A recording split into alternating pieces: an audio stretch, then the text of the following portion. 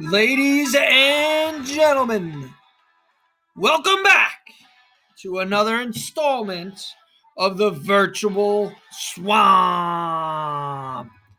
Today we continue with TX and Tea Parties lead to the intolerable. Target question: how did British policies and events like the Tea Act, Tea Party, and coercive acts lead to rising tension? And that is what we will see today. So buckle up, swampers.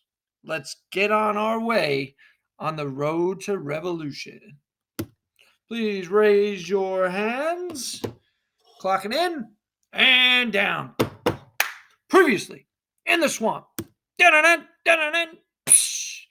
All right, previously in the swamp, folks. Yesterday we saw the Boston Tea Party.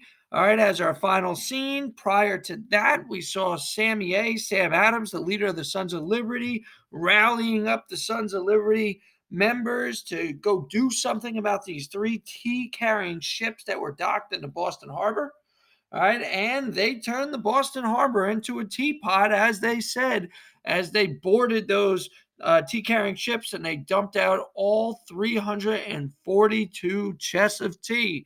Now, mind you, though, they did zero damage to the ships. All right, they boarded the ships, found the tea, cracked open the hatches, cracked open the boxes of tea, the chest, lifted up the 400-pound chest, and hurled it into the Boston Harbor. So quite the rebellious act, as we said yesterday. All right. In terms of property damage, about 10,000 British pounds of currency here, which is about $1.7 million today. So we ended our class with making a prediction of how do we think the king and parliament are going to respond. But before we see the king's response, I wanted to bring up this question for you guys. Plant the seed in our homeland, boys, let it grow where all can see. Feed it with our devotion, boys, call it the Liberty Tree. It's a tall old tree and a strong old tree. And we are the sons, yes, we are the sons. The Sons of Liberty. Oh, Liberty, get it? Because they chucked all 342 chests of tea off of those three tea-carrying ships. But this was a question on the Ed Puzzle that I really loved your answers to it. And I wanted to just share with you some of the answers that you guys came up with and then tell you what the real reason was. So why did the Sons of Liberty disguise themselves as Mohawk Native Americans?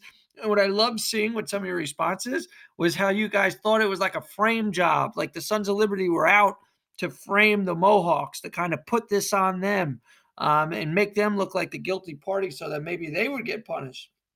All right, that was one response that I heard a lot of. The second one was, well, listen, these guys knew the gravity of the rebellious act that they were doing, and they wanted to disguise themselves because they didn't want British officials coming at them and knocking at their door the next day to come, arrest them, fine them, or have them killed or anything like that.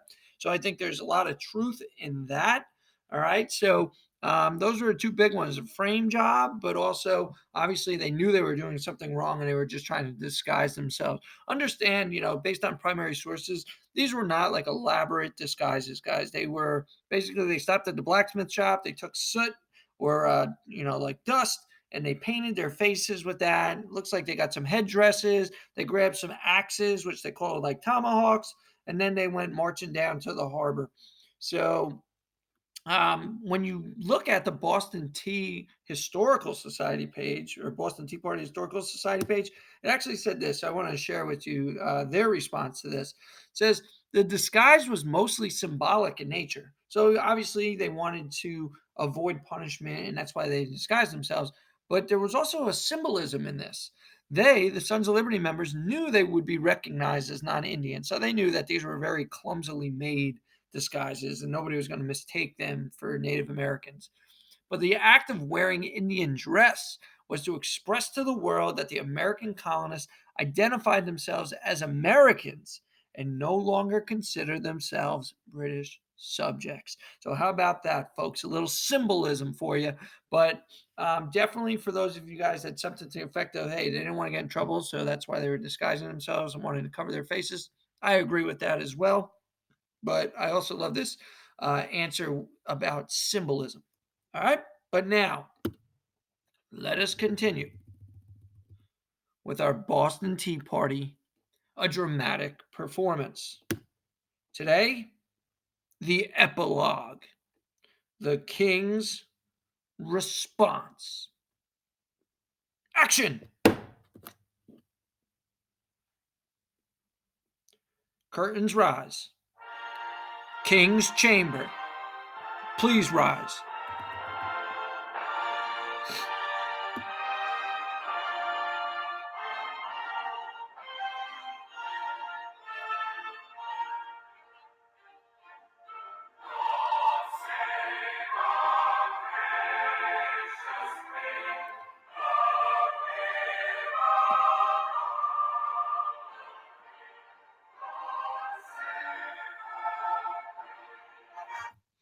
Following the Boston Tea Party, the king and parliament were not in a jubilant mood. The damage has been done. 342 chests of British tea were thrown into the Boston harbor by the rebellious Sons of Liberty. The retail value of the tea was 10,000 British pounds, approximately $1.7 million today. And as I'm sure you can guess, the king was not happy about this. Let's drop into the king's chambers and listen in on his meeting with Prime Minister Lord North. It begins with the king. 342 chests of tea just dumped into the Boston harbor?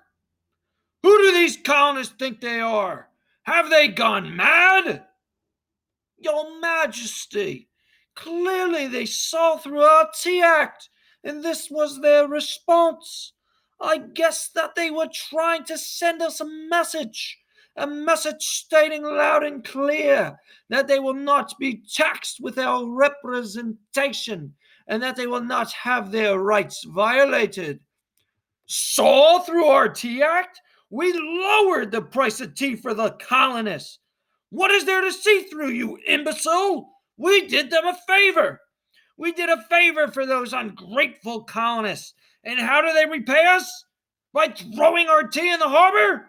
They're going to pay for this, either with money or their lives.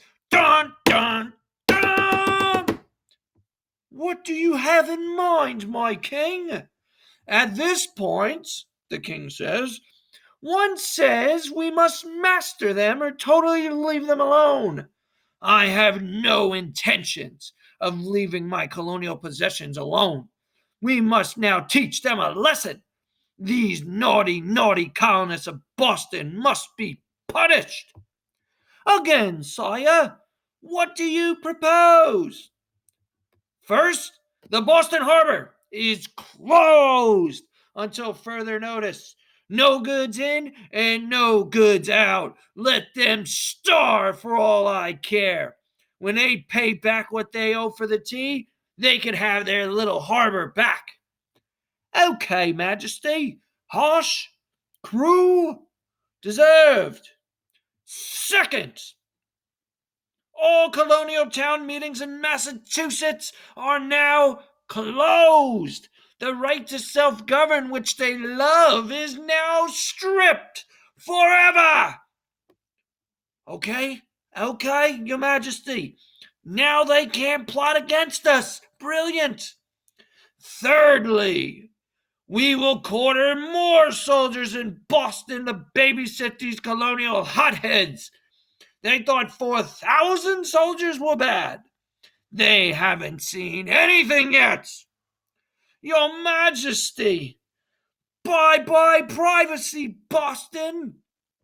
And lastly, any crimes committed by British officials in the colonies will now have their trials transported to Great Britain, where they'll receive a fair trial.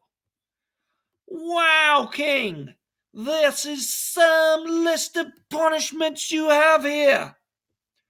That it is, Lord North, and it's well deserved. The people of Boston must suffer for what they have done. These coercive acts will be so harsh that the people in the colonies will call them intolerable. Ha ha ha ha. Hoo hoo hoo ha ha ha. And see. So that is it, my friends. That is the end of the Boston Tea Party, a dramatic performance. All right, but like you just heard, all right, Britain will strike back like many of you guys predicted. Great Britain is not just going to lift the tax. I saw some of you guys suggest, maybe they'll just lift the tax and he'll see how upset the people in the colonies are, so he'll do right by them. Oh, no. No, he's not. That's a famous quote by King George III at this time. He says, we must master them, meaning the colonies. We must master the colonies or just simply totally leave them alone at this point. Cut bait, cut them loose, let them be independent. And I'll tell you right now, they depend on those colonies so much as an economic resource. Cutting them loose is never an option that's really on the table. So King George III, with the support of Parliament and Lord North, they're going to strike back, and they're going to strike back with a heavy hand. And that punishment is known as the coercive acts, but they're so bad, they're referred to as the intolerable acts.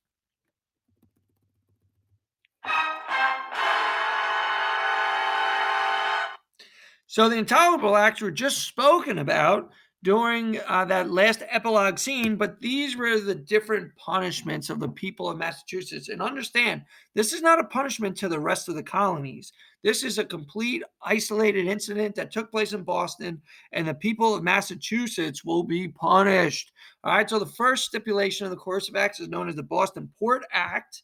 All right, closes the Boston harbor until the tea damages are repaid. So the king and parliament want this tea to be paid for. So that 10,000 pounds currency that is now swimming at the bottom of the Boston harbor, they want that money back. And the harbor is not getting reopened until it gets paid back. Also, self-governing is something that colonists in general really appreciate and they really enjoy, and they allows them autonomy to make decisions for themselves. Well, guess what? Massachusetts has now lost that right. They are not allowed to have town meetings. They're not allowed to meet and discuss government matters. All right, their right to self-govern has been stripped. Thirdly, Quartering Act sheltered even more soldiers in and around Boston homes. And they're going to replace Governor Hutchinson, Loyalist Governor Hutchinson, who was appointed, with now a military general. Boston is going to be run by martial law, which means the military is now in charge of governing. So General Thomas Gage is going to replace Hutchinson. More from Thomas Gage later. All right, and lastly, accused British officers and soldiers who commit crimes in the colonies. They're not going to have their trial in prejudiced courts in Massachusetts. No, no, no, no, no. They will be transported overseas to Britain, where they will surely get a fair trial. Now, they're not going to get a fair trial. So basically, these guys are invincible and they can commit crimes at will and do what they want because they'll never get punished for it. So this was the collection of punishments known as the coercive acts, but they were so harsh that people in the colonies referred to them as the intolerable acts. So this now becomes the question I want you to consider that you're going to discuss via a Flipgrid response. And that is this: the Sons of Liberty, did they go too far? And yes, the Sons of Liberty claim to defend the Republic and speak out for those who don't speak out for themselves, and they're standing up for the rights of Englishmen in America. But did they go too far when they boarded these three tea-carrying ships, the Beaver, the Dartmouth, the Eleanor, and they took the British East Indian Company's property, government property, 342 chests of tea, over 90,000 pounds of weight, 10,000 British pounds of currency, and simply dumped it into the Boston harbor? Did they go too far? So, your activity today is through Flipgrid. I want you to cast a video response to that question. As a result of the Boston Tea Party, 342 chests of tea were destroyed as they were dumped into the Boston Harbor. The damage caused by this defiant act of protest cost the British nearly $1.7 million in today's standard. Although this party and the Sons of Liberty were cheered and glorified after this event, one must ask if they went too far in their protesting of the Tea Act. What do you think? So, is it fair that the entire city of Boston and colony of Massachusetts is suffering because of the actions of the Sons of Liberty, and more specifically, the 116 participants of the Boston Tea Party? Looking forward to what you guys have to say. If you forget what the coercive acts are, check out this video. There's your favorite king. He's going to go over the coercive acts one more time for you. And when you're done, cast your video response, again, discussing, do you think the Sons of Liberty went too far in defending the rights of the people? Or do you think they didn't go far enough? Looking forward to your thoughts and opinions, folks, and I'll see you tomorrow in the virtual swamp. Have a great day.